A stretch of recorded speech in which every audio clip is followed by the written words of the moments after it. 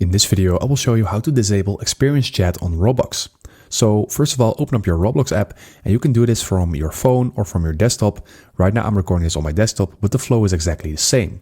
So let's say you want to disable your experience chat to restrict your account from some certain chat features.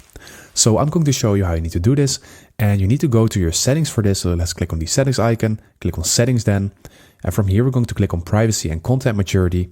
And in here, we need to click on communication. In here, we click on experience chat.